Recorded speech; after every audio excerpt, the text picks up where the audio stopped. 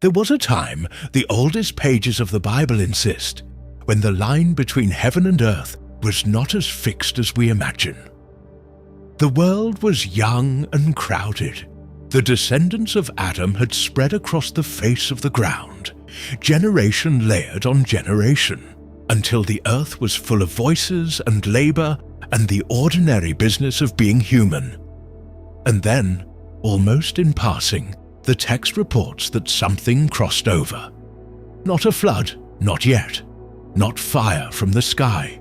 Something quieter and far stranger. A boundary breached from the other side. The whole account survives in 4 verses. 4.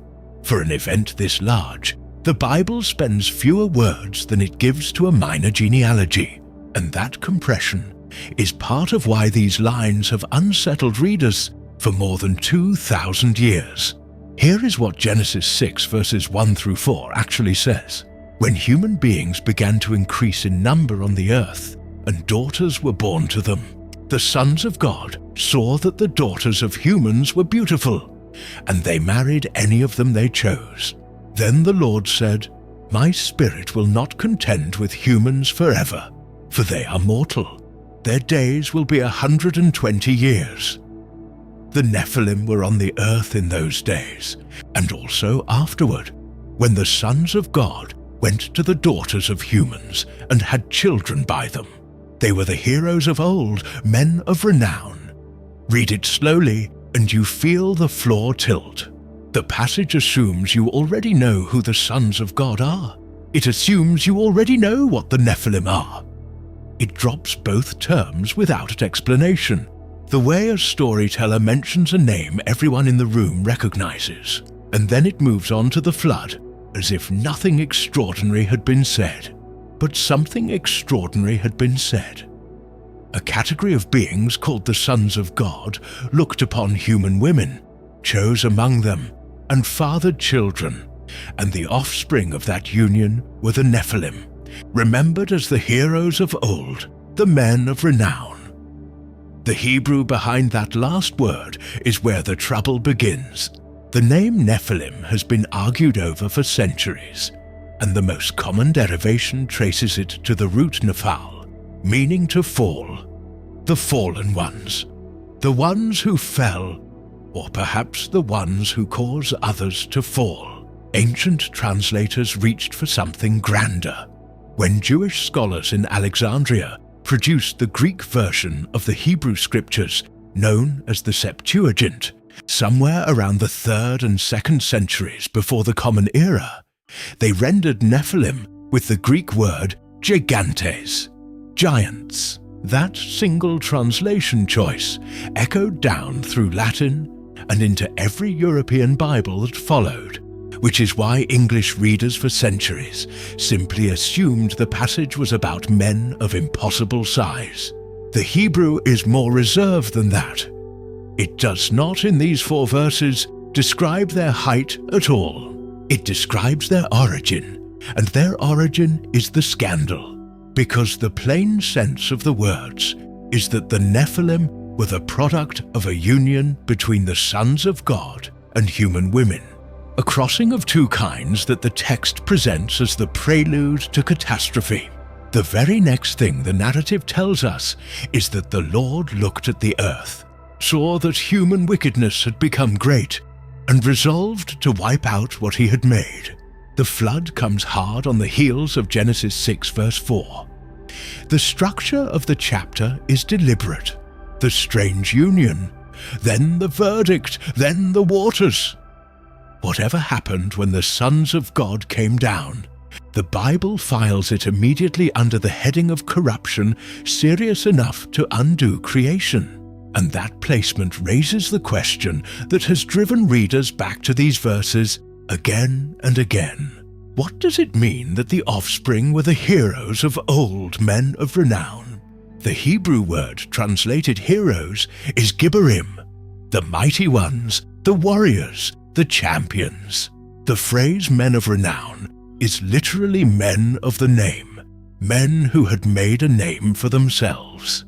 In the world that produced this text, to be a man of the name was to be remembered in song and inscription, the kind of figure whose deeds outlived him, and whose memory loomed over later generations like a shadow. The Bible is telling us that the children of this forbidden crossing were not obscure. They were legendary. They were the figures whose stories the ancient world already told, the strongmen and demigods and founders whose names filled the myths of every surrounding nation. That is a remarkable thing for the book of Genesis to claim, because it sits in pointed conversation with the world around it. The peoples of Mesopotamia and Canaan told their own stories of beings born from the union of gods and mortals, heroes of half-divine descent who built cities and waged wars and were honored at shrines. The Gilgamesh tradition of Mesopotamia celebrates exactly such a figure, a king described as 2/3 God and 1/3 man. Genesis knows this kind of story. But where the surrounding cultures glorified their half-divine heroes, the biblical author does something subversive. He acknowledges that such beings were remembered, the heroes of old, men of renown, and then frames their existence not as a golden age to be celebrated, but as evidence that the world had gone wrong. The men of renown are not the solution in Genesis. They are part of the problem the flood was sent to erase. Notice, too, the small clause tucked into verse 4 that has caused more debate than almost anything else in the chapter. The Nephilim were on the earth in those days, and also afterward. Afterward? After what? The natural reading, given that the flood follows immediately, is that the Nephilim were present both before the deluge and at some point after it. That single word will become a thread we have to pull later, because if the flood was meant to wipe the slate clean, the reappearance of giants on the far side of it is a genuine puzzle the Bible itself sets up and never pauses to explain. For now, hold on to the strangeness of the scene as Genesis presents it. A boundary that should have held did not hold. Beings called the sons of God looked at the daughters of men, chose among them, and crossed over. Their children were remembered as the mightiest figures of the ancient world, and the world that produced them was judged and drowned. The Bible reports all of this in 4 spare verses, and then falls silent, leaving the reader holding more questions than answers. Who exactly were the sons of God? Angels, kings, the godly line of a lost ancestor? Why was this union the trigger for the flood? And why, centuries later, would an entire body of Jewish literature grow up around these 4 verses, claiming to know in vivid detail what Genesis had deliberately left unsaid? That literature existed. It was read, copied, and quoted as we will see, even inside the New Testament itself. And then, slowly, it was set aside. To understand what was hidden, we first have to understand who these sons of God were believed to be. That is where the oldest argument in biblical interpretation begins. Everything in the story turns on a single phrase, and the phrase refuses to sit still. The sons of God. 3 Hebrew words, Bene HaElohim, and on their meaning hangs the entire question of what actually happened before the flood. For as long as people have read Genesis, they have divided into camps over those words, and the camps have never fully reconciled. Broadly, there are 3 ways the tradition has answered the question, and each one carries consequences that ripple through the rest of the Bible. The first answer is the oldest, and for the first few centuries, it was very nearly the only one. The sons of God were angelic beings, members of the heavenly court, spirits who belonged to God's presence rather than to the human family. This is what the earliest Jewish interpreters understood the phrase to mean, and it is not a guess imposed from outside the text. It is the way the same expression is used elsewhere in the Hebrew Bible. Open the book of Job, the great poem of suffering, and you find the heavenly council assembling before the Lord. Job 1, verse 6 describes the scene plainly. One day the angels came to present themselves before the Lord, and Satan also came with them. The word translated angels in that sentence is, in the Hebrew, the very same phrase, the sons of God. They are the members of the divine assembly, the spiritual beings who stand in God's presence. When the original audience of Genesis heard the sons of God, this is the world the words pointed to. The same poem reaches back to creation itself and uses the phrase again. In Job 38, when God finally answers Job out of the storm, he asks where Job was when the foundations of the earth were laid, and he describes the witnesses to that founding moment. Job 38, verse 7 says, "The morning stars sang together, and all the angels shouted for joy." Once more, the angels are literally the sons of God, set in parallel with the morning stars, rejoicing as the world is built. Across the oldest poetry of Israel, then, the sons of God are heavenly beings. And if that is what the phrase means everywhere else, the most natural reading of Genesis 6 is that it means the same thing there, that the beings who crossed the boundary were not men at all, but spirits who left their proper place. This is the reading that the Jewish world of the Second Temple period embraced and expanded into something enormous. In the centuries between the close of the Hebrew prophets and the time of Jesus, a body of literature grew up that took the angelic interpretation and ran with it. The beings who descended were given a name, the Watchers, and a leader, and a motive, and a catalogue of the forbidden knowledge they brought down to humanity. We will come to that literature in its place, because it is the heart of the secret this whole story circles around. What matters now is simply this. For the people who lived closest in time to the Hebrew scriptures, who spoke the language and inherited the tradition, the sons of God were angels who fell. That was not a fringe position. It was the mainstream. The second answer arose later, and it arose precisely because the first one had become uncomfortable. As Jewish and then Christian thinkers wrestled with the idea of spiritual beings fathering physical children, many recoiled. Angels, they argued, do not marry and do not reproduce. The categories do not mix. So, a different reading took hold, especially from the 2nd century of the Common Era onward. On this view, the sons of God were not angels, but the godly line of humanity, specifically the descendants of Seth, the son born to Adam and Eve after the death of Abel. The daughters of humans, by contrast, were the descendants of Cain, the murderer, whose line had drifted into wickedness. The sin of Genesis 6 in this reading was not a crossing of the boundary between heaven and earth, but a crossing of the boundary between the faithful and the faithless, the holy line of Seth intermarrying with the corrupt line of Cain, until the distinction that preserved godliness on the earth was dissolved.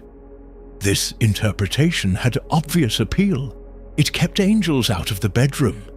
It fit a moral lesson about marrying outside the faith, and it became the dominant Christian reading for many centuries, championed by influential figures of the early church. The third answer is in some ways the most grounded in the politics of the ancient world.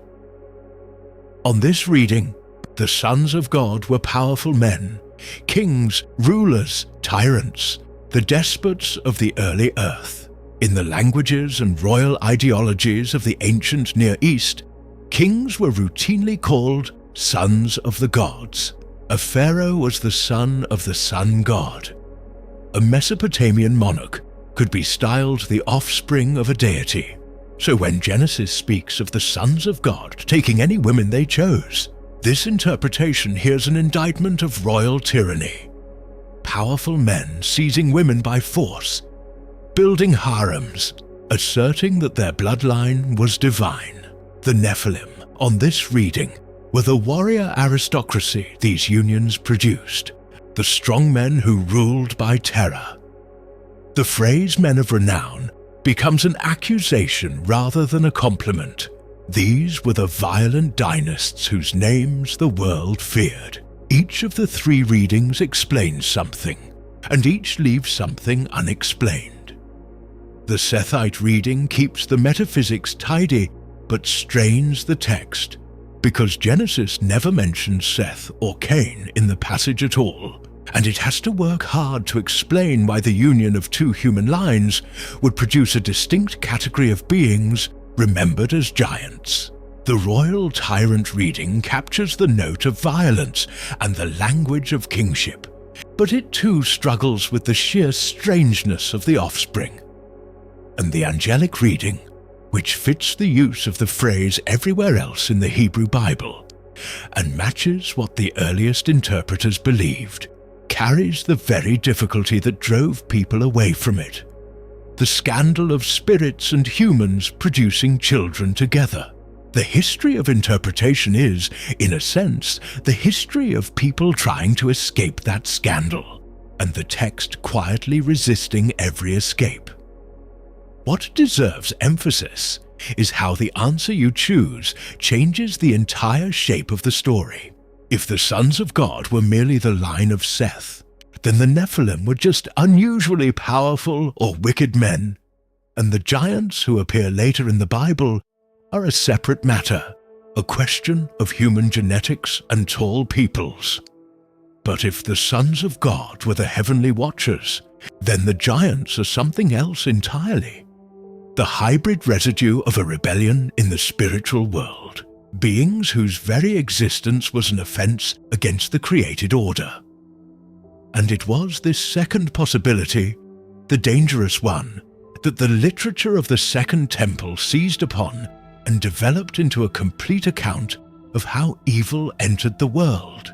That account named the rebel leaders, described the secrets they taught, and explained what became of the spirits of the giants after their bodies died.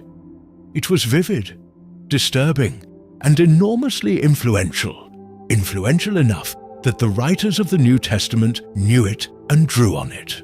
Before we can open that book, though, we have to follow Genesis to its terrible conclusion. The sons of God had come down, the earth was filling with their children, and the Lord was about to look at the world he had made and decide that it could not be allowed to continue. The verdict comes fast, and it comes total. Whatever the precise nature of the union that opened the chapter, the narrative does not linger over it. It pivots almost at once to the condition of the earth, and the language it reaches for is the language of ruin. The same chapter that introduced the sons of God and their towering offspring now turns its gaze on the whole human project and finds it spoiled beyond repair. Genesis 6, beginning at verse 5, lays it out without mercy. The Lord saw how great the wickedness of the human race had become on the earth, and that every inclination of the thoughts of the human heart was only evil all the time. The Lord regretted that he had made human beings on the earth, and his heart was deeply troubled. So the Lord said, I will wipe from the face of the earth the human race I have created, and with them the animals, the birds, and the creatures that move along the ground, for I regret that I have made them. Read that and notice how absolute the indictment is. Not some of the thoughts, but every inclination. Not occasionally, but only evil all the time. The Hebrew piles up universals until there is no corner of the human heart left unaccounted for, and the emotional weight falls, strikingly, on God himself. The text says he regretted that his heart was deeply troubled, language that pictures not a distant judge issuing a sentence, but a maker grieving over what his creation has become. The Hebrew word behind regretted carries the sense of being moved to sorrow, of a pain that reverses a decision. This is the Bible's way of insisting that the flood was not casual cruelty. It was grief hardened into resolve. But grief over what exactly? The chapter gives the answer a few verses later, and the answer is a single word that the modern ear can pass over too quickly. Verse 11 says, "The earth was corrupt in God's sight and full of violence." Violence. The Hebrew is Hamas, and it does not mean general naughtiness or private vice. It means brutality, bloodshed, the strong devouring the weak, a world in which power has slipped its restraints and turned predatory. The earth was full of Hamas, and here the connection to what came before snaps into focus. The chapter opened with beings of overwhelming strength, the mighty ones, the heroes of old, whose very category the text linked to the crossing of a forbidden boundary.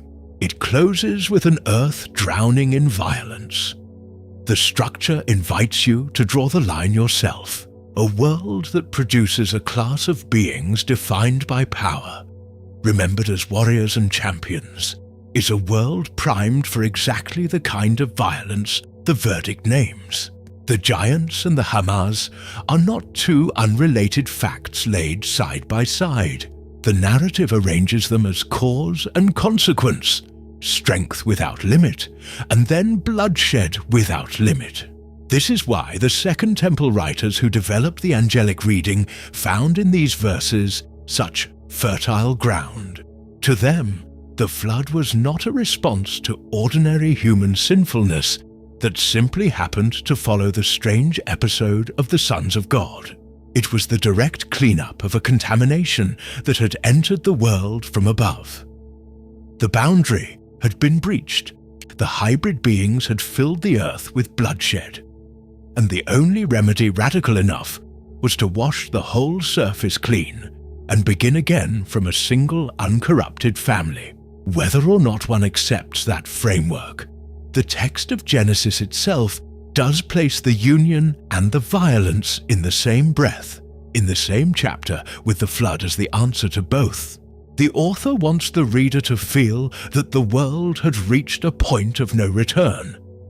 And yet, against that black sky, the chapter sets a single point of light. Verse 8, "But Noah found favor in the eyes of the Lord. One man, one household." The Hebrew word for favor is hen grace, unearned regard, and it arrives in the narrative like the first crack of dawn after a long night.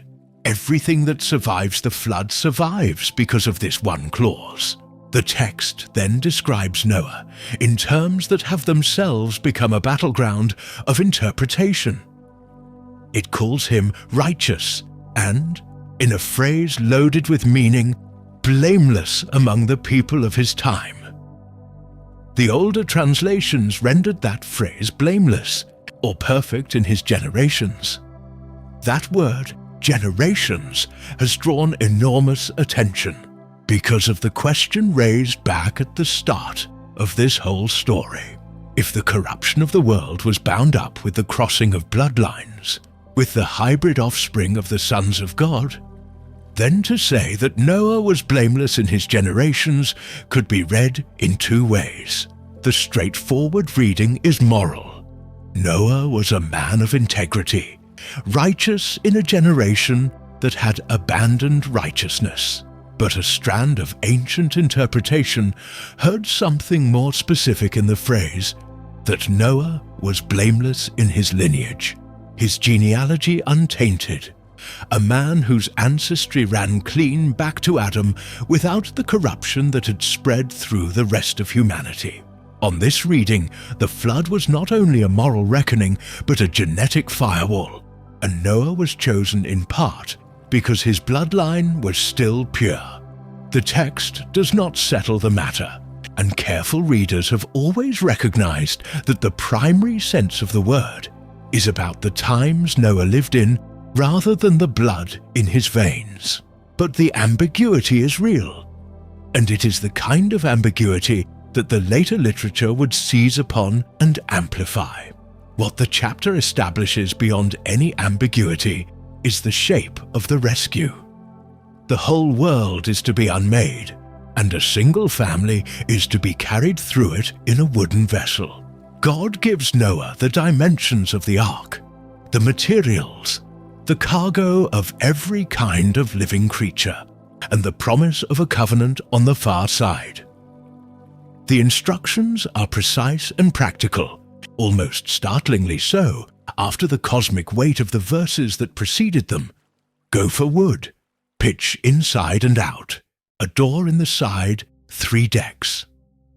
The narrative moves from the unmaking of a world to the carpentry of its preservation in the space of a few sentences, and it ends the chapter on a note of obedience. Noah did everything just as God commanded him. The man who found grace answers it with action. Hold the whole movement of the chapter in view, because it sets the terms for everything that follows. A world overrun by violence, its corruption tied by the narrative to the crossing of a boundary that should never have been crossed, a maker grieved to the point of undoing his own work. A single family spared by grace, and perhaps by the purity of its line. And then the waters, which the next chapters will pour over the earth until the mountains themselves disappear. By every expectation the story sets up, that flood should be the end of the giants. The contamination is being washed away. The slate is being wiped clean. The hybrid beings, the men of renown, the towering offspring of that first transgression, all of it should vanish beneath the rising water and never trouble the earth again. And that is exactly what makes the next part of the story so strange. Because the Bible, having drowned the world to be rid of the giants, will open the door of the ark, send Noah's descendants out across the drying land, and then, generations later, place the giants right back in the path of God's people, standing in the hills of Canaan as if the flood had never touched them at all. Here is the puzzle the Bible hands its readers and never pauses to resolve. The flood was supposed to be the end. The waters rose, the world was unmade, and the contamination that had filled the earth with violence was washed beneath the sea. 8 people stepped off the ark onto a scrubbed and silent planet. By every expectation the narrative has built, the giants should be gone, drowned with the world that produced them. A closed chapter. And then, generations later, they are simply there again, standing in the hills of Canaan, ruling cities east of the Jordan, remembered in the names of valleys and the dimensions of beds. The men of renown did not stay buried. Somehow, on the far side of the flood, the earth has giants on it once more. The text itself flags the problem, almost defiantly. Back in the opening lines about the Nephilim, a single clause was tucked into the description, that they were on the earth in those days, and also afterward. The word sat there like a loose thread, and now it begins to unravel. When the people of Israel finally reach the edge of the promised land and send spies to scout it, those spies will come back babbling about giants, and they will use that very name.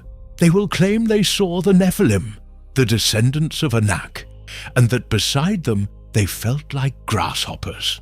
The same word that opened the story before the flood surfaces again after it, attached now to flesh and blood peoples occupying real territory. The Bible does not explain how, it simply reports that the giants are back, and it expects the reader to feel the strangeness. How the giants survived the flood became one of the great preoccupations of ancient interpreters, precisely because the text leaves a gap, and human curiosity abhors a gap. Some proposed that the corruption re-entered the world the same way it had the first time, that the boundary was breached again after the waters receded. The Second Temple literature we will turn to later offered its own elaborate answer, involving the disembodied spirits of the dead giants. The plainer readers simply noted that the Bible never says the Nephilim were exclusively antediluvian, and pointed to that stubborn word afterward as proof that the author knew exactly what he was doing. Whatever the mechanism, the narrative fact stands. The conquest of Canaan, centuries down the line, will be framed in part as a war against giants. And these post-flood giants are not vague. The Bible names them, and it sorts them into peoples, each with a territory and a reputation. There are the Anakim, the descendants of Anak, clustered around Hebron in the southern hill country, the very giants the spies would report. There are the Rephaim, a broader and older category, the name that would attach to the last great giant king east of the Jordan. There are the Emim, whom the Moabites encountered in their land, described as a people strong and numerous and tall as the Anakim. There are the Zamzumim, or Zuzim, in the territory the Ammonites would later hold, likewise reckoned among the Rephaim. The book of Deuteronomy actually pauses to act as a kind of ethnographer of giants, noting which peoples called them by which names and which nations had dispossessed them. It is a remarkable detail, the Bible treating these towering peoples not as a single myth, but as a scattered set of populations, each remembered by the neighbors who had to live beside them or drive them out. The giants, in this telling, were a fact of the ancient map. There is one more figure who belongs in this part of the story, standing right at the threshold between the flood and the world that followed. His name is Nimrod, and he appears in the Table of Nations that catalogues the descendants of Noah's sons after the waters receded. Genesis 10, beginning at verse 8, introduces him with language that deliberately echoes the vocabulary of the pre-flood age. Cush was the father of Nimrod, who became a mighty warrior on the earth. He was a mighty hunter before the Lord. That is why it is said, like Nimrod, a mighty hunter before the Lord. The first centers of his kingdom were Babylon, Uruk, Akkad and Calneh in Shinar. From that land he went to Assyria, where he built Nineveh, Rehoboth-ir, Calah and Resen, which is between Nineveh and Calah, which is the great city. Listen to the word that defines him: mighty, a mighty warrior, a mighty hunter, and the Hebrew behind mighty is Gibber, the singular of the very word used for the heroes of old, the mighty ones produced before the flood. The text is not calling Nimrod a giant outright, but it is reaching pointedly for the same vocabulary of overwhelming power, and it is attaching that vocabulary to the founder of the first great empires after the flood. Nimrod builds Babylon. He builds Nineveh. He establishes in Shinar the kingdom whose tower will, a few verses later, become the symbol of humanity once again overreaching toward heaven. The man of might stands at the head of the post-flood world's first imperial projects, and the narrative wants the reader to feel the echo.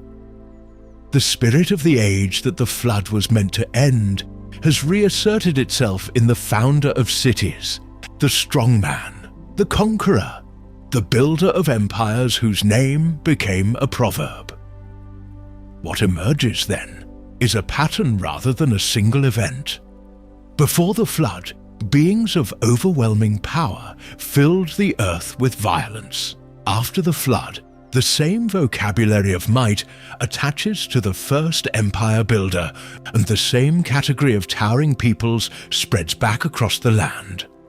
The Bible has not, it turns out, told a story in which the giants are defeated once and for all by the rising water, it has told a story in which they recur, in which the problem the flood addressed proves stubborn enough to surface again and again, demanding to be confronted not by a flood the next time, but by a people, an army, and a conquest.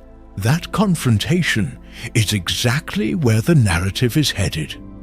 The descendants of Noah will become the descendants of Abraham, and the descendants of Abraham will be led out of Egypt and brought to the border of a land already occupied among others by the Anakim in their fortified hill towns.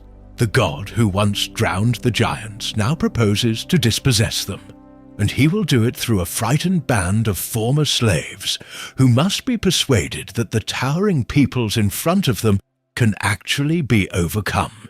The first test of that persuasion comes at a place called Kadesh, when 12 men return from 40 days of scouting the land and stand before the whole assembly to deliver their report.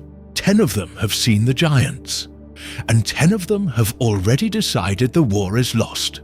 The people had come a long way to stand at this border.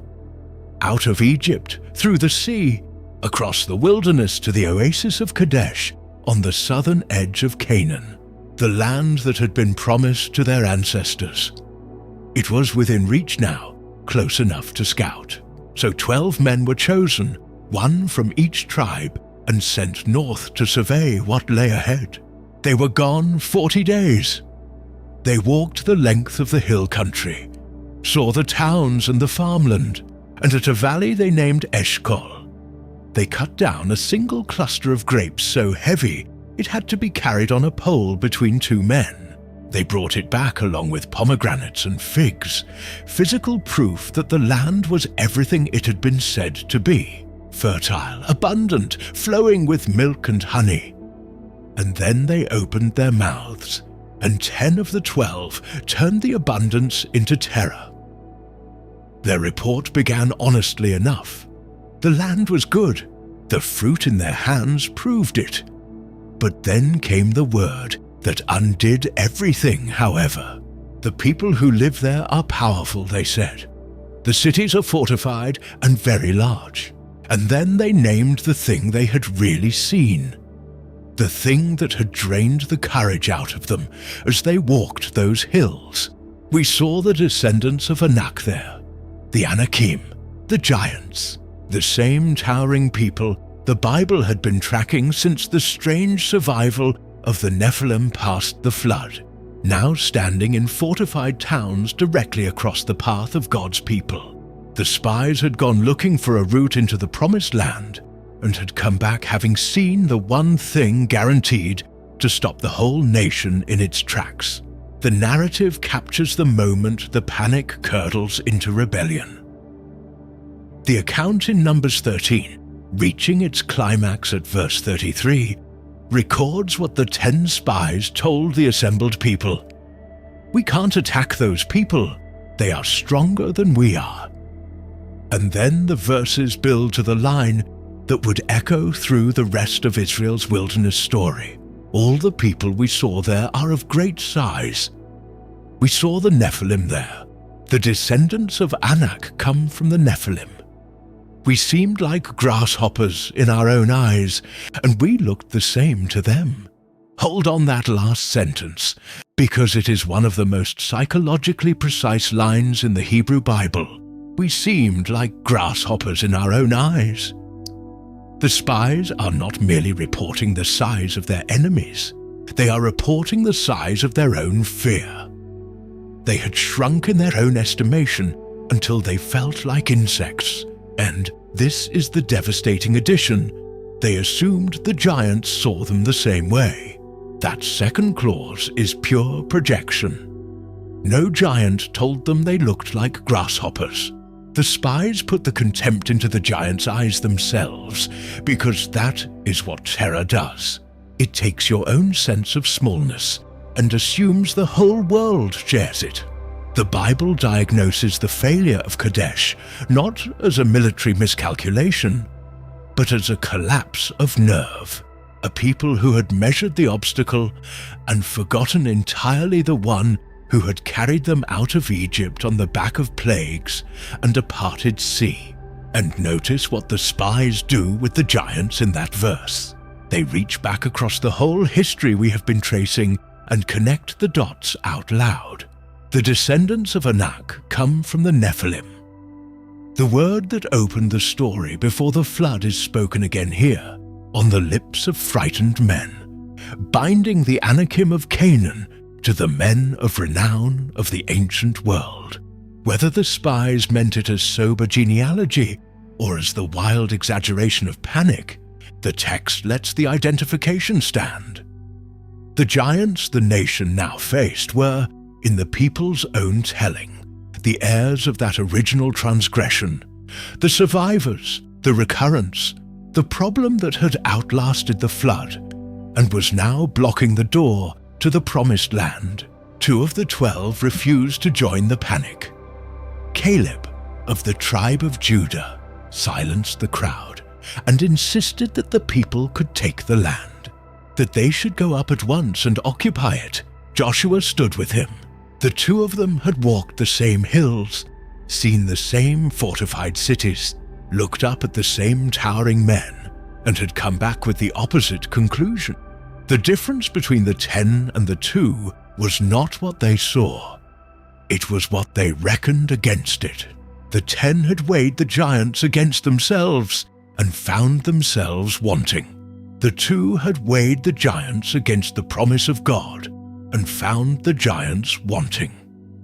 The same data, 2 reckonings, and the entire future of a generation hung on which reckoning the people would believe. They believed the 10. The whole community raised their voices and wept through the night, and by morning the weeping had turned to open revolt. Talk of choosing a new leader and marching back to Egypt, back to slavery, because slavery at least had no giants in it. It is one of the bleakest moments in the wilderness narrative, a people standing at the threshold of everything they had been promised, choosing the remembered safety of bondage over the risk of the gift in front of them. And the cost was severe. The generation that had refused to enter would not enter. They would turn back into the wilderness and wander there, the text says, for 40 years. A year for each of the 40 days the spies had scouted the land, until that entire generation had died off, and only their children, along with the 2 faithful spies, would live to cross over. The memory of that failure burned so deep that it was still being recited a full generation later, when Moses, near the end of his life, rehearsed the nation's history to the children of those who had died in the wilderness. He made them relive the moment. In Deuteronomy 1 verse 28, he quotes back to them the very words that had broken their parents' courage. "Where can we go? Our brothers have made our hearts melt in fear. They say, the people are stronger and taller than we are. The cities are large, with walls up to the sky. We even saw the Anakites there, walls up to the sky. The Anakites again." The giants had become shorthand for the whole catastrophe of unbelief, the obstacle that a frightened people had allowed to grow until it blotted out their God. But Moses did not recite that history to leave them in the fear. He recited it as a warning aimed at a generation that was about to face the very same giants and make its own choice, because the Anakim had not gone anywhere. They were still in Hebron, still in the hill country, still occupying the towns the spies had scouted. The new generation would cross the Jordan and would have to do what their parents had refused to do, march up into the hills and confront the descendants of Anak directly. And before they reached Hebron, on the eastern side of the river, they would meet a giant larger than any the spies had described, a king, the last of an ancient line, a man whose bed was made of iron, and whose defeat would become a story Israel told for centuries. Before the new generation ever reached the hill country where the Anakim waited, they ran into a giant on the wrong side of the river. His name was Og, and he was the king of Bashan, a broad and fertile highland east of the Jordan and north of the Dead Sea. The Israelites had not gone looking for him. They were skirting the edges of other nations, moving north along the eastern frontier, when Og came out with his whole army to meet them in battle at a place called Edrei. He was, the Bible is careful to tell us, no ordinary king. He was the last survivor of an ancient people, the final remnant of the Rephaim. The broad category of giants the narrative had been tracking since the giants first reappeared after the flood. Og was the end of a line. When he fell, an entire race of giants east of the Jordan effectively ended with him. The encounter is recorded in Deuteronomy 3, where Moses, recounting the conquest of the eastern territories, lingers over Og. In a way, he lingers over almost no one else. After describing the victory, the capture of 60 fortified cities with high walls and gates and bars, plus a great many unwalled villages, the text pauses to record a single physical detail that has fascinated readers ever since. Deuteronomy 3 verse 11. Og king of Bashan was the last of the Rephaites. His bed was decorated with iron and was more than 9 cubits long and 4 cubits wide. It is still in Rabbah of the Ammonites. The narrator sets it off in a kind of aside, almost a museum label, as if to say, in case you doubt the size of the man we just defeated, here is the evidence, and you can go and see it for yourself.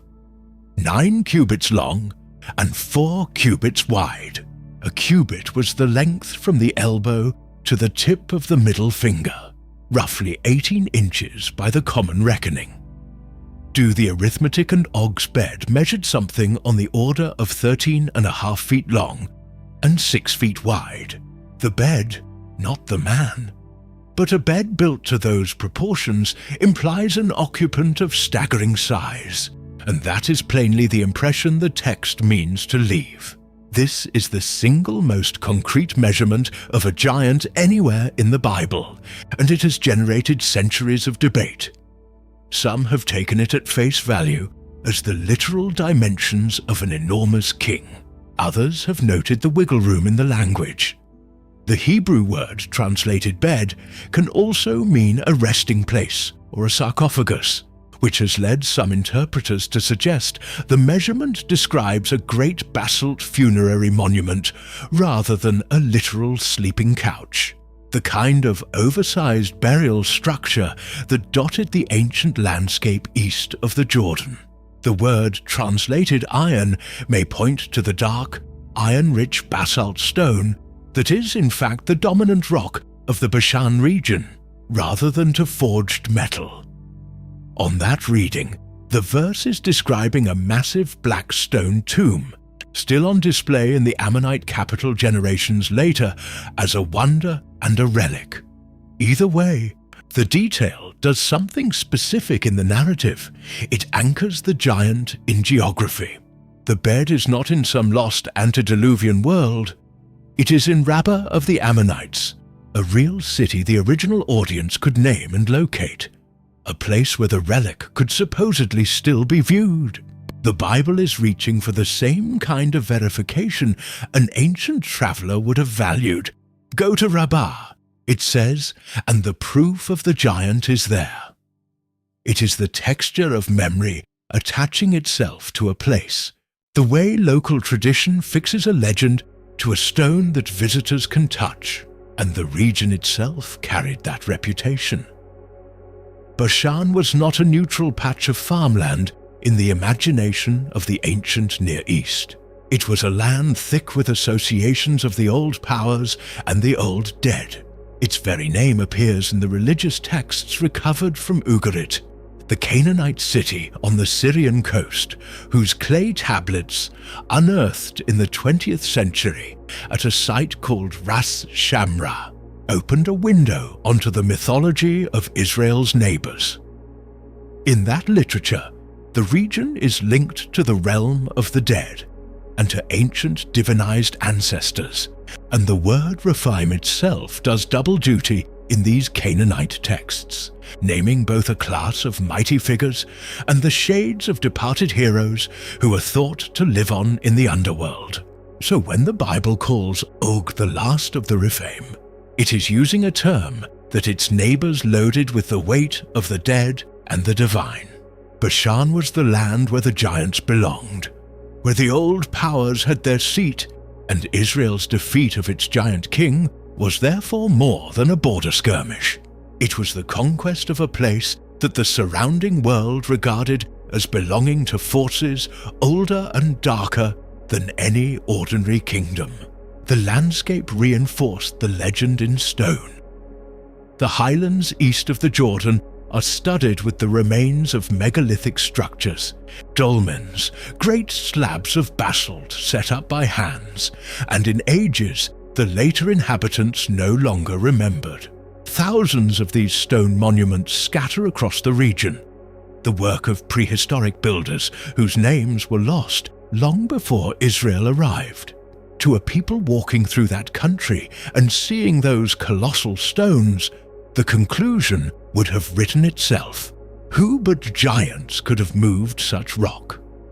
The physical environment of Bashan, littered with the megalithic dead, was the kind of place that breeds and confirms stories of a vanished race of titans. The Bible's tradition of Og the giant did not float free of the land. It grew, at least in part, out of a real and strange landscape that seemed to demand giants to explain it. What matters for the larger story is that Og fell. The last of the Rephaim, the giant king with the iron bed, the ruler of the land, the old myths reserved for the dead and the divine, defeated, his 60 cities taken, his kingdom handed over to 2.5 tribes of Israel as their inheritance east of the river. The recurrence of the giants, which had outlasted the flood and frightened a generation into the wilderness, was beginning, finally, to be reversed, not by water this time, by a people who had at last decided to go up, but Og was only the eastern frontier. The giants who had broken the spies' courage, the Anakim of the hill country, fortified in Hebron and Debir and the towns of the south, were still there, across the Jordan, waiting in the very hills the 10 frightened men had refused to enter. Defeating a giant king on the way to the promised land was one thing. Driving the giants out of the heart of the land itself would fall to the man who had stood beside Caleb 40 years earlier and insisted it could be done. His name was Joshua, and the war he was about to wage would be remembered in part as the war that finally cleared the giants from the land. 40 years after 10 men came back from the hill country shaking with fear, one of the two who had not been afraid finally led an army up into those same hills. Joshua had waited a long time for this. He had stood beside Caleb at Kadesh and watched a whole generation choose the wilderness over the giants. He had buried that generation in the sand over 4 decades of wandering. And now, as the commander who led Israel across the Jordan, he turned to the unfinished business that had broken the nation's nerve a lifetime before. The Anakim were still in Hebron, still in Debir, still in the fortified towns of the southern highlands. The giants that the spies had used as their excuse were real, and they were exactly where the spies had said they were. The difference was that this time someone went up. The book of Joshua records the campaign with a kind of grim satisfaction, and it makes a point of naming the giants specifically so that no one can miss what has happened. After the long account of the conquest of the land, the narrative pauses to single out the destruction of the Anakim as a thing worth recording on its own. Joshua 11, beginning at verse 21. At that time Joshua went and destroyed the Anakites from the hill country, from Hebron, Debir, and Anab. from all the hill country of Judah and from all the hill country of Israel. Joshua totally destroyed them and their towns. No Anakites were left in Israelite territory. Only in Gaza, Gath and Ashdod did any survive. Read that against the report of the spies, and you can feel the narrative closing a loop. It opened 40 years earlier. The same hill country, the same Anakim, the same Hebron and its neighboring towns. But where the 10 spies had said we can't, the text now says Joshua destroyed, totally destroyed, none were left. The giants that had loomed so large in the imagination of a frightened generation are dispatched in a few brisk sentences. The Bible is making a theological point through the bare reporting of events. The obstacle that had seemed insurmountable to people who measured it against themselves proved entirely surmountable to people who finally went up against it. The size of the giants had never been the real variable. The willingness to face them was. But notice the clause at the very end, because the narrative is too honest to claim a total victory. No Anakim were left in Israelite territory.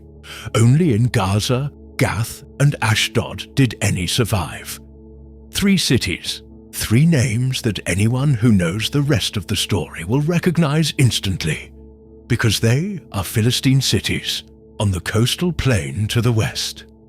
The giants were cleared from the hills, but a remnant slipped through to the lowland cities of the Philistines and took root there.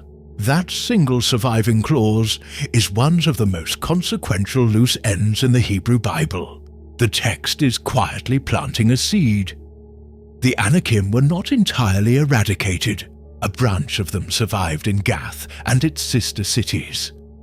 And generations later, out of Gath, a giant would walk into a valley to challenge the armies of Israel, and the whole nation would once again stand frozen before a man of impossible size, until a shepherd boy stooped to pick up 5 smooth stones.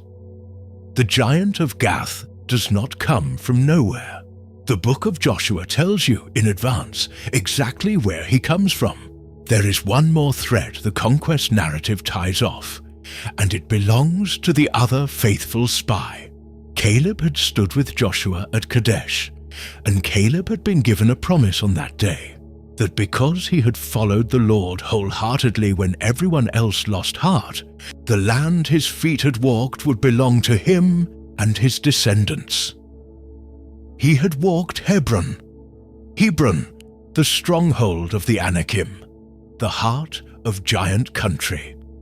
And 45 years later, an old man of 85 came to Joshua to collect on that promise, and he asked for the hardest prize on the map. The account is preserved in Joshua 14 and 15, where Caleb claims his inheritance and then takes it by force. Joshua 15, verse 13 records the grant and what followed. In accordance with the Lord's command to him, Joshua gave to Caleb son of Jephunneh a portion in Judah, Kiriath Arba, that is, Hebron. Arba was the forefather of Anak. From Hebron, Caleb drove out the 3 Anakites, Sheshai, Ahiman, and Talmai, the descendants of Anak. There is poetry in the arrangement of those names. Hebron was also called Kiriath Arba, the city of Arba, and Arba, the text notes, was the forefather of Anak, the ancestral giant whose descendants the spies had so feared. Caleb does not merely receive Hebron, he drives out the very sons of Anak by name, Sheshai and Ahiman and Talmai, the giant clans who had given that city its terrifying reputation. The man who had refused to be afraid of the Anakim at the age of 40 walked into their capital at the age of 85 and dispossessed them himself. The promise made on the day of the nation's failure was kept on the day of its triumph, and it was kept by the one man who had believed it when no one else would. Caleb's whole life had been a wager that the giants could be beaten, and he lived to drive them out of their own stronghold with his own hands. step back from the conquest, and a clear pattern has resolved. The giants who had outlasted the flood, who had recurred across the land in clan after clan, who had frightened a generation into the desert, were being systematically cleared from the Promised Land. Og in the east, the Anakim in the hills, Hebron itself purged by the old soldier who had never doubted. The recurrence was being reversed in real time, city by city, name by name. By the end of Joshua's career, the land that had once been thick with the descendants of Anak was, within Israel's borders, free of them. And yet the Bible has left that one door open, on purpose, on the coastal plain, Gaza, Gath, Ashdod. The remnant survived there, beyond Israel's reach, gathering strength among the Philistines. The war against the giants was not over. It had only moved west and gone quiet, waiting for the moment when the last and most famous of them would arm himself, descend into a valley between two hills, and offer the armies of the living God a challenge that no one in Israel dared to answer. His name was Goliath, and he came from Gath. The remnant that survived in the Philistine cities did not stay quiet forever. Generations after Joshua, in the days when Israel had its first king, the Philistines and the Israelites faced each other across a valley in the western foothills, the Valley of Elah, a broad wadi running between two ridges. The two armies camped on opposite slopes with the dry streambed between them.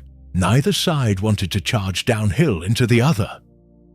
And into that standoff, out from the Philistine ranks, came a single enormous figure who would settle the matter the old way, by single combat.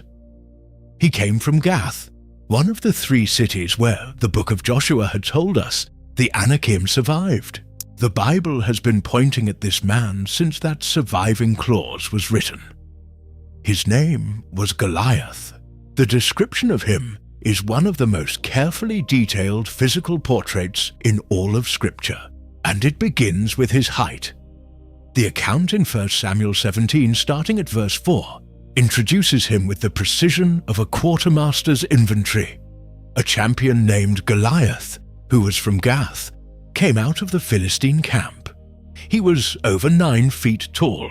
He had a bronze helmet on his head and wore a coat of scale armor of bronze, weighing 5,000 shekels. On his legs he wore bronze greaves, and a bronze javelin was slung on his back. His spear shaft was like a weaver's rod, and its iron point weighed 600 shekels. His shield-bearer went ahead of him. Every number is doing work. The Hebrew text gives his height as 6 cubits and a span, which, by the standard reckoning, comes out to something over 9 feet, the figure most English Bibles carry. There is a genuine textual wrinkle here worth naming. Some of the oldest manuscript witnesses, including the Greek Septuagint and a fragment of Samuel found among the Dead Sea Scrolls, give his height instead as 4 cubits and a span, closer to 6.5 or 7 feet. That would still make him a giant by the standards of the ancient world, where the average man stood well under 5.5 feet, but it is a strikingly more sober figure than the towering 9. The discrepancy is one of the small windows the manuscripts open onto how the tradition grew, and careful readers have argued over it for a long time. But whichever number the original carried, the narrative's intent is unmistakable. Goliath was a man of overwhelming size, the living embodiment of the giant remnant of Gath, armored from head to foot in bronze and carrying a spear whose iron head alone weighed something like 15 pounds. And the armor matters as much as the height, because it tells you what kind of problem Goliath posed. He was a walking fortress.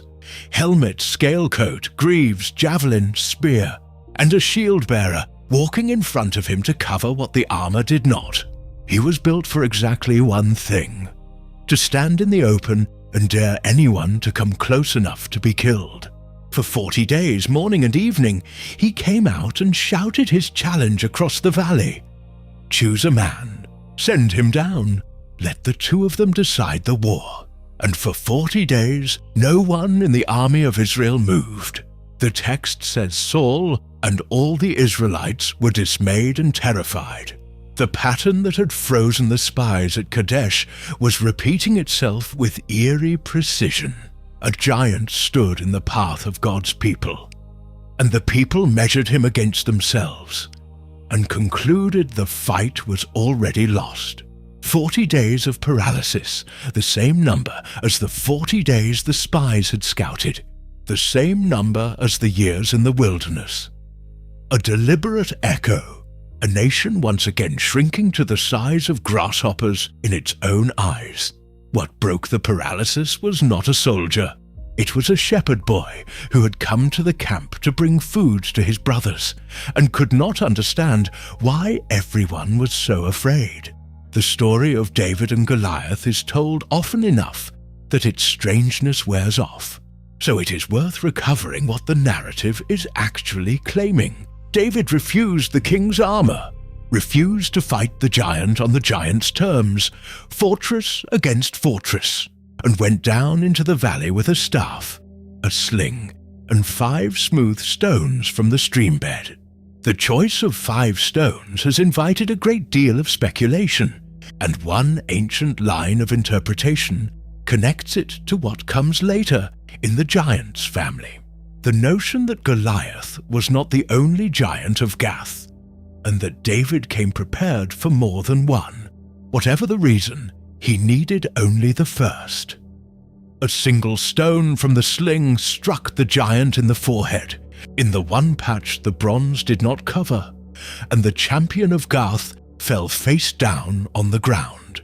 The man who had stood unanswerable for 40 days was killed by a weapon that weighed almost nothing, wielded by someone the giant had not even taken seriously enough to fear.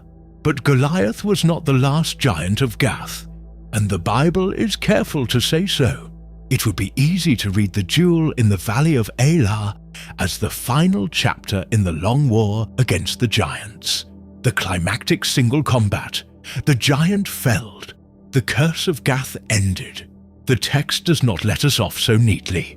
Years later, in the reign of the same David now grown old and king, the Philistine giants surfaced again, and this time it took David's hardened warriors to put them down. The record is preserved in 2 Samuel 21, beginning at verse 15, in a passage that reads almost like a catalogue of the last of the line. Once again there was a battle between the Philistines and Israel. David went down with his men to fight against the Philistines, and he became exhausted. And Ishbi-Benob, one of the descendants of Rapha, whose bronze spearhead weighed 300 shekels, and who was armed with a new sword, said he would kill David. The passage goes on to name them one after another: Ishbi-Benob, then Saph, then a giant in a battle at Gob, and a huge man on the field at Gath with 6 fingers on each hand and 6 toes on each foot, 24 in all, who was also descended from Rapha. 4 giants, all called descendants of Rapha, the same root as the Rephaim, the ancient race whose last eastern king had been Og of Bashan. The text even records that one of these later giants, in some manuscript traditions, was the brother of Goliath, or Goliath himself by another reckoning, the lines of the tradition tangling around the family of giants from Gath. They were struck down one by Abishai, by Sibbecai, by Elhanan, by Jonathan the nephew of David, and the passage ends with a summary line that closes the whole long arc. These 4 were descendants of Rapha in Gath, and they fell at the hands of David and his men. There it is, the end of the giants in the historical narrative of Israel. The race that had appeared before the flood survived it, recurred across the land, frightened a generation, and held the field at the valley of Elah, was finally extinguished in the wars of David, hunted down to the last six-fingered champion on the plains of Gath. The giants of the Old Testament story end there, in a battlefield catalogue, 4 names and the men who killed them. But the giants were never only a matter of military history. Somewhere in the centuries after these battles were fought and remembered, a different kind of book was being written, a book that went back behind all of it, behind Goliath and Og and the Anakim, all the way back to those 4 cryptic verses about the sons of God, and claimed to explain what had really happened. It named the beings who came down. It described the knowledge they brought. It told what became of the spirits of their giant children. And for a time, it was read as scripture, until the church decided it should not be. For all the giants the historical books name, the Bible never circles back to explain the thing it raised at the very beginning, how the sons of God came down, who they were, what exactly they did. Genesis stated it and moved on, but the question did not go away. And in the centuries between the Old and New Testaments, a body of Jewish literature grew up that refused to let it rest. The most important of these writings bore the name of a man who had walked with God and been taken up without dying, a figure from the genealogies before the flood. The book was called Enoch, and it took those 4 spare verses about the sons of God and exploded them into a sweeping account of how evil first entered the world. The story it tells is vivid and specific where Genesis was silent. In the book of Enoch, the sons of God are a company of 200 heavenly beings called the Watchers, who looked down on the daughters of men and, seeing their beauty, made a pact among themselves to descend. They had a leader, named in the text, and they bound themselves by mutual oath on the summit of a mountain, so that no one could back out and leave the others to bear the guilt alone. They came down, took human wives, and fathered the giants.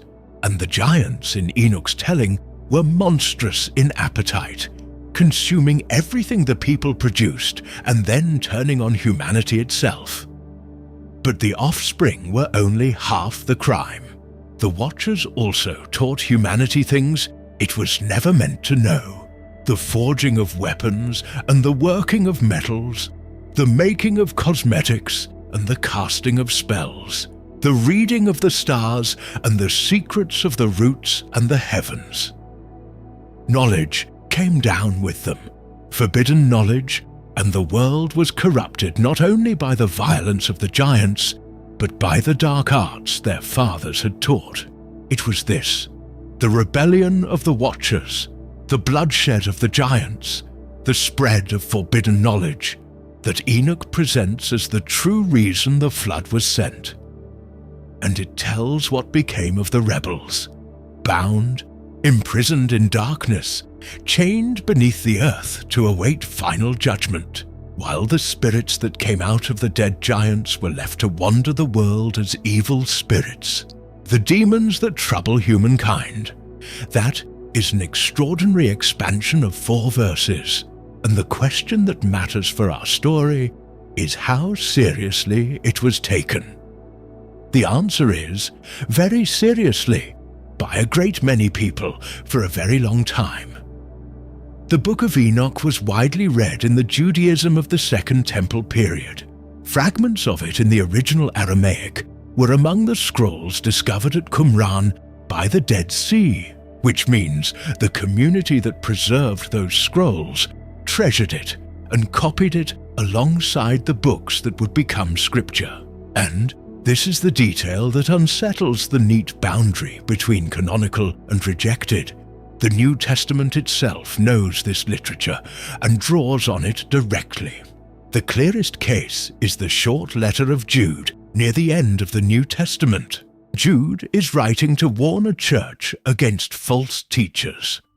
And to drive his warning home, he reaches for the example of the rebellious angels. Jude, verse 6, describes them in language that comes straight out of the Watcher's tradition, and the angels who did not keep their positions of authority but abandoned their proper dwelling, these he has kept in darkness, bound with everlasting chains for judgment on the great day.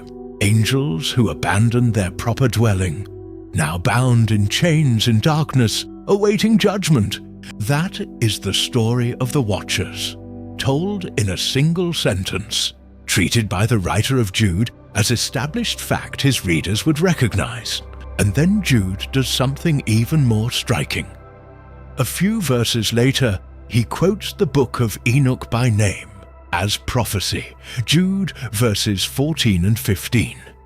Enoch, the seventh from Adam, prophesied about them. See, the Lord is coming with thousands upon thousands of his holy ones to judge everyone, and to convict all of them of all the ungodly acts they have committed in their ungodliness, and of all the defiant words ungodly sinners have spoken against him. That passage is a near direct citation of the book of Enoch, a quotation of the very text that expanded the story of the giants, placed in the New Testament, attributed to Enoch as genuine prophecy. A book that would later be excluded from the Christian canon is here being quoted inside it. Jude is not alone. The second letter of Peter carries the same tradition, though without naming the source. 2 Peter 2 verse 4 presses the rebellious angels into service as a warning exactly as Jude does. For if God did not spare angels when they sinned, but sent them to hell, putting them in chains of darkness to be held for judgment. Once again, angels who sinned chained in darkness, held for judgment, the framework of the Watchers, the imprisoned rebels of the book of Enoch, surfacing in the heart of the New Testament's own warnings. Whatever else one concludes, the writers of the early church plainly knew this literature and considered it true enough to argue from. So how did a book quoted as prophecy in the New Testament end up outside the Bible? This is the secret in the sober sense of the word. Not a conspiracy of suppression, but a slow and deliberate setting aside. In the earliest centuries, several influential Christian writers held the Book of Enoch in high regard, precisely because Jude had cited it. If an apostle quoted it, they reasoned, it carried weight. But as the church worked to define its canon over the following centuries, the tide turned against it. There were doctrinal worries. The Enochic story of angels mating with women had grown uncomfortable for theologians who increasingly insisted that spirits could not take physical wives, the same discomfort that had pushed many toward reading the sons of God as the line of Seth. There were questions of authorship and antiquity, doubts that a book circulating in their own era could really have been written by a man from before the flood. And there was the simple momentum of canonization, which drew a firmer and firmer line around an agreed list of books and left the rest outside it. Influential figures who had once defended Enoch came to dismiss it. By the time the canon of the Western Church hardened, the Book of Enoch was on the outside, read no longer as scripture, then read less and less, then across most of Christendom not read at all. The result was a strange silence. The text that offered the fullest answer to the riddle of Genesis 6, the book that explained who the sons of God were, and what the giants meant, and where evil came from, the book that the New Testament itself had quoted, dropped almost entirely out of Western Christianity. For more than 1,000 years in the churches of Europe, it was effectively lost, known by name from Jude's quotation, but the book itself unavailable, untranslated, unread. A whole tradition about the giants had been written down, treasured, cited as prophecy, and then allowed to fade until even its content was forgotten. That is the secret the church set aside. not hidden in the sense of locked away by conspirators, but quietly dropped from the canon and left to vanish from memory. Except it had not actually vanished. In one corner of the Christian world, far from the councils that drew the Western canon, the Book of Enoch had never been let go. It had been preserved, copied, and treasured as scripture without interruption, in a language and a church that the rest of Christendom had largely forgotten. And in the modern age, that surviving copy, together with ancient fragments pulled out of the ground near the Dead Sea, would bring the lost book back into the light and force the question the Church had set aside to be asked all over again. The corner of the Christian world that never let go of the book was Ethiopia, while the churches of Europe drew their canon tighter and let the Book of Enoch slip out of it. The Ethiopian Orthodox Church kept the book inside its Bible, where it remains to this day. It was preserved in Ge'ez, the ancient liturgical language of Ethiopia, copied by hand and read as scripture across the centuries when the rest of Christendom had forgotten it even existed. This is one of the quiet ironies of the whole story. The book that the dominant tradition set aside survived, complete in a Christian community that the dominant tradition often overlooked. The fullest answer to the riddle of the giants was never actually lost. It was simply being kept somewhere. The people asking the question had stopped looking. The Western rediscovery, when it came, has the shape of an adventure story. For centuries, European scholars knew the Book of Enoch only as a rumor, a title quoted in Jude, mentioned by a handful of ancient writers, but the text itself unavailable, presumed gone. Then, in the 18th century, a Scottish traveller named James Bruce, journeying in Ethiopia in search of the source of the Nile, learned that the book Europe had been missing for over 1,000 years was sitting in plain sight in the Ethiopian Bible. He brought copies back to Europe. It took several more decades before the full text was translated into English, and the Western world could finally read, in its entirety, the book the Church had set aside. After more than a millennium of silence, the expanded story of the Watchers and the Giants was back in circulation, and readers could see for themselves what Jude had been quoting. But the truly decisive confirmation came in the 20th century, and it came out of the ground. In the late 1940s, in caves above the western shore of the Dead Sea, near a ruin called Qumran, a collection of ancient Jewish manuscripts came to light, the Dead Sea Scrolls, the library of a community that had hidden its sacred writings in clay jars sometime around the 1st century. Among the thousands of fragments, scholars found pieces of the Book of Enoch in its original Aramaic. This mattered enormously. Until then, a skeptic could argue that the Book of Enoch was a relatively late composition, perhaps even a Christian-era invention, its claim to ancient authorship a fiction. The Aramaic fragments from Qumran demolished that argument. They proved that the Enochic literature was genuinely ancient, circulating among Jews well before the time of Jesus, old enough that the writers of the New Testament could indeed have known it and drawn on it exactly as the letter of Jude appears to. The book that Europe had recovered from Ethiopia was shown by the scrolls from the desert to be far older than its critics had supposed. Two separate streams of preservation, one in an Ethiopian church, one in a Judean cave, converged in the modern age to put the lost book back on the table, authenticated and undeniable. So what, in the end, was the secret? It is worth being careful here, because the phrase invites the wrong picture. The secret the church hid was not a buried scroll guarded by conspirators, not a deliberate cover-up of a dangerous truth.